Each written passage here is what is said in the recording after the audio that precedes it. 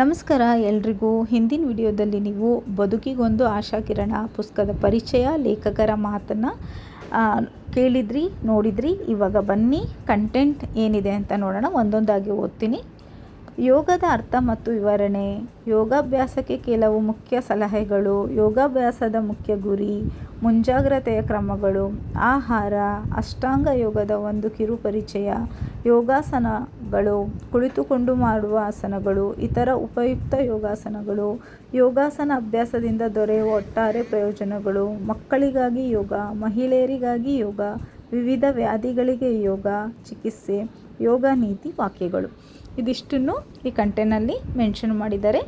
ನೀವು ಸ್ಕ್ರೀನ್ನ ದೊಡ್ಡದು ಮಾಡಿಕೊಂಡು ನೋಡ್ಬೋದು. ಇದಾದಮೇಲೆ ನಾವು ಅರ್ಪಣೆ ಅಂದರೆ ಲೇಖಕರು ಏನು ಹೇಳ್ತಾರೆ ಬನ್ನಿ ಕೇಳೋಣ. ಸಂಶಯದ ಮನಸ್ಸಿನಿಂದ ಏನನ್ನು ಸಾಧಿಸಲಾಗದು. ಸಾಧನೆಗೆ ನಿರಂತರ ಪ್ರಯತ್ನ, ಏಕಾಗ್ರತೆ ಬಹಳ ಮುಖ್ಯ. ಎಷ್ಟು ಒಳ್ಳೆ ಮಾತಲ್ವಾ ಇದು. ಖಂಡಿತ ಇದಿರಲೇಬೇಕು. ಭಯ ಮತ್ತು ಆಯಾಸ ಮನಸ್ಸನ್ನು ಮುಚ್ಚುತ್ತದೆ. ಇವೆರಡನ್ನು ಎದುರಿಸಿದಾಗ ಮಾತ್ರ ಧೈರ್ಯ ಹಾಗೂ ಆತ್ಮವಿಶ್ವಾಸ ಮೂಡುತ್ತದೆ. ಶವಾಸನ ಎಂದರೆ ಕೇವಲ ಮಲಗಿ ನಿದ್ರಿಸುವುದಲ್ಲ, ಸತ್ ಆತ್ಮ ಸಂಗ, ಜೊತೆಗೆ ಇರುವುದು ಅಂದರೆ ಆತ್ಮದ ಜೊತೆಗಿರುವುದು. ಇದರ ಅರ್ಥವೇ ಶವಾಸನ. ಸಂಪೂರ್ಣ ಜಾಗೃತಿಯಿಂದ ಅಭ್ಯಾಸ ಮಾಡಿದ ಆಸನಗಳು, ಮತ್ತೊಮ್ಮೆ ಹೇಳ್ತೀನಿ ಕೇಳಿ, ಸಂಪೂರ್ಣ ಜಾಗ್ರತೆಯಿಂದ ಮಾಡಿದ ಆಸನಗಳು ಮಂತ್ರದಷ್ಟೇ ಶ್ರೇಷ್ಠ. ಸೂರ್ಯನ ಕಿರಣದ ತರಹ ಯೋಗವೂ ಸಹ ಎಲ್ರಿಗೂ ಲಭಿಸಬೇಕು. ನಂದು ಇದೇ ಗುರಿ. ಸೂರ್ಯದ ಕಿರಣದಂತೆ ಯೋಗವು ಮನೆ ಮನೆಗೂ ತಲುಪಬೇಕು ಅನ್ನೋದೇ ನಂದು ಉದ್ದೇಶ. ಈಗ ಯೋಗ ಮಂತ್ರನ ನಾವು ಕಲಿಯೋಣ ಬನ್ನಿ.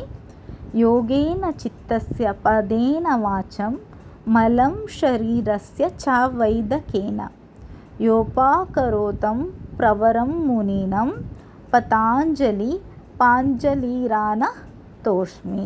ಇದರ ಅರ್ಥ ಏನಪ್ಪ ಅಂದರೆ, ಮನಸ್ಸಿನ ದೋಷಗಳನ್ನು ಯೋಗ ದರ್ಶನದಿಂದಲೂ, ಸಂಭಾಷಣೆಗೆ ಮತ್ತು ಬರಹದ ದೋಷಗಳನ್ನು ವ್ಯಾಕರಣ ಮಹಾಭ್ಯಾಸದ ಮೂಲಕವೂ, ಶರೀರದ ದೋಷಗಳನ್ನು ಅಂದರೆ ರೋಗ ರುಜಿನಗಳನ್ನು ವೈದ್ಯಶಾಸ್ತ್ರದ ಮೂಲಕ ದೂರಗೊಳಿಸಿದ ಪತಾಂಜಲಿ ಮಹರ್ಷಿಗಳಿಗೆ ನಮಿಸುತ್ತೇನೆ ಅಂತ ಲೇಖಕರು GS ಪ್ರಕಾಶ್ ಸರ್ ಅವರು ಅರ್ಪಣೆ ಮಾಡ್ತಿದ್ದಾರೆ.